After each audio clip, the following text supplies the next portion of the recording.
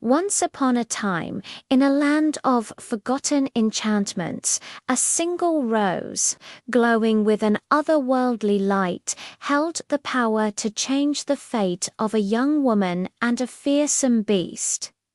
This is the story of how true beauty is found not in what the eye can see, but in what the heart can feel.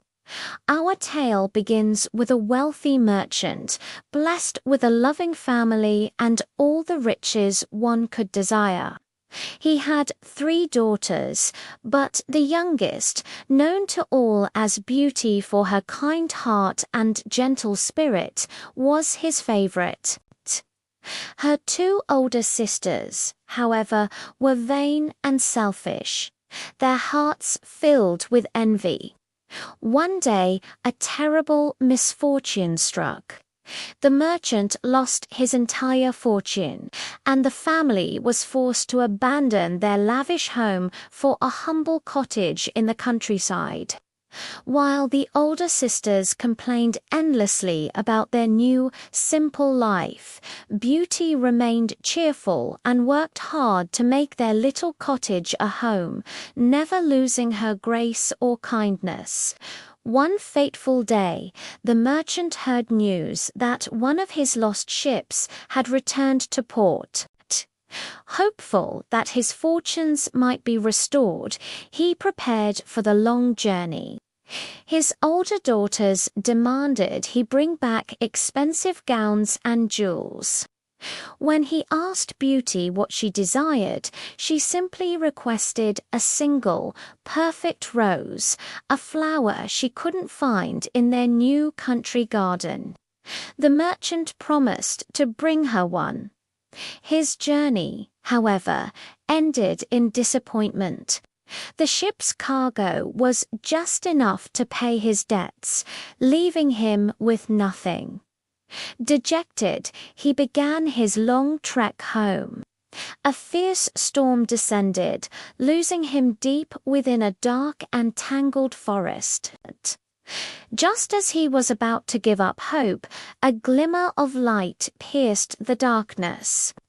He followed it to the gates of a magnificent, enchanted castle. The gates swung open on their own, inviting him inside. To his astonishment, he found a grand hall with a roaring fire and a table laden with a feast, as if someone were expecting him. He ate and drank, and finding no one, he fell asleep in a richly furnished room. The next morning, as he was about to leave, he passed through a beautiful garden. There he saw the most perfect rose he had ever laid eyes on. Remembering his promise to Beauty, he plucked it from its stem. Instantly, a terrible roar echoed through the garden. A monstrous beast appeared from the shadows, his eyes burning with rage. "You ungrateful man," he bellowed. "I gave you food and shelter, and you repay my kindness by stealing my most prized possession. For this, you must pay with your life." The terrified merchant begged for mercy, explaining the rose was for his daughter. The beast considered this and offered a chilling bargain. The merchant could go free, but one of his daughters must come to the castle willingly in his place. Upon returning home, the merchant, heartbroken, recounted his terrifying ordeal, while his older daughters wailed and blamed Beauty for their father's predicament. Beauty herself felt a deep sense of responsibility. Without a moment's hesitation, she declared that she would go to the castle. She chose love for her father over fear for herself, determined to honor his promise and save his life. Despite her father's protests, her mind was made up. With a heavy heart, she bid her family farewell and journeyed to the enchanted castle, ready to face her destiny. The castle was as grand as her father had described, but an air of profound sadness hung over its silent halls. As she stepped inside, the beast emerged from the shadows. He was even more frightening than she had imagined, but his voice, though deep and gruff, held a surprising gentleness. "You have come of your own free will?" he asked. "Yes," she answered, her voice trembling but firm. The beast showed her to her rooms, which were filled with beautiful gowns, books, and every comfort she could imagine. He told her she was the mistress of the castle, and he was her servant. Enchanted objects, like a magic mirror that could show her anything she wished to see. And the glowing rose under a glass dome hinted at the deep magic that permeated the very stones of the castle. Days turned into weeks, and Beauty began to see beyond the beast's frightening appearance. He was not the monster she had feared. Every evening he would join her for dinner, and they would talk for hours. He was intelligent, thoughtful, and surprisingly kind. He would show her the castle's vast library, filled with stories from around the world, and walk with her through the magical gardens where flowers bloomed year-round. Though his face was frightening, his heart was gentle. She discovered a lonely soul trapped within a monstrous form, and a surprising friendship began to blossom between them, warming the cold, empty halls of the castle. Their bond grew stronger with each passing day. They shared stories, laughter, and quiet moments of understanding. The enchanted objects in the castle seemed to hum with a newfound joy, and the dark, melancholic music that once filled the air slowly transformed into a warm and hopeful melody. Beauty found herself looking forward to her evenings with the beast, her initial fear replaced by a deep and genuine affection. One night, the beast asked her a question he had asked every night before. "Beauty, will you marry me?" Every other time, she had politely refused, but this time she hesitated. She cared for him deeply, but she could not yet bring herself to say yes. Seeing her growing sadness and knowing she missed her family, the beast made a generous offer. He would allow her to return home for 1 week, but she must promise to return. He gave her a magic ring that would transport her home and back again. Overjoyed, Beauty agreed.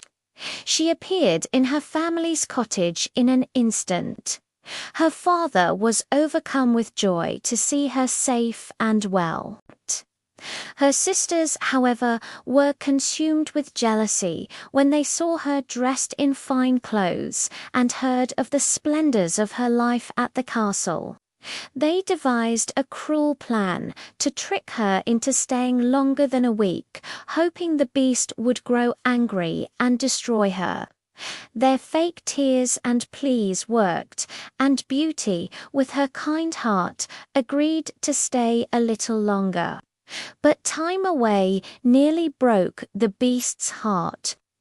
Back at the castle, the beast was plunged into despair.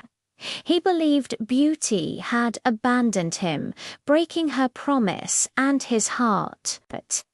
He wandered out into the garden and collapsed near the enchanted rose, whose petals were now falling faster than ever. Each fallen petal brought him closer to death, his life force fading along with the magical flower. He had lost all will to live, convinced his one chance at happiness was gone forever. Beauty, meanwhile, began to feel a pang of guilt. Looking into her magic mirror, she saw a horrifying vision. The beast lying near death in the castle garden. Horrified, she used the magic ring to return to the castle instantly. She found him just as she had seen in the mirror, weak and barely breathing. "Don't die," she cried, cradling his head in her lap. I've come back to be with you." Tears streamed down her face, and as one fell upon him, she whispered the words she now knew to be true. "I love you." At that very moment, a dazzling golden light enveloped the beast. The ground trembled, and a powerful wave of magic pulsed through the castle. Before her astonished eyes, the monstrous form melted away, revealing a handsome prince. He explained that a curse had been placed on him, a curse that could only be broken by finding someone who could see past his appearance and love him for who he was. True love saw beyond appearances and broke the spell. With the curse broken, the castle was transformed back to its former glory, vibrant and full of life. The enchanted objects became human servants once more, celebrating their freedom. The prince, now free from his beastly form, took Beauty's hand, his eyes filled with love and gratitude. They were soon married in a grand celebration. Beauty's sisters, who had come to the wedding hoping for personal gain, watched from the sidelines. Their faces masks of shame and envy, finally understanding the power of a true and selfless heart. And so Beauty and the prince lived happily ever after. Their love a timeless reminder that true beauty is not found on the outside, but lives within. Thank you so much for joining us on this journey. If you loved this story, don't forget to like, comment, and subscribe to Fairy Tale Fables for more classic tales brought to life. We'll see you in the next chapter.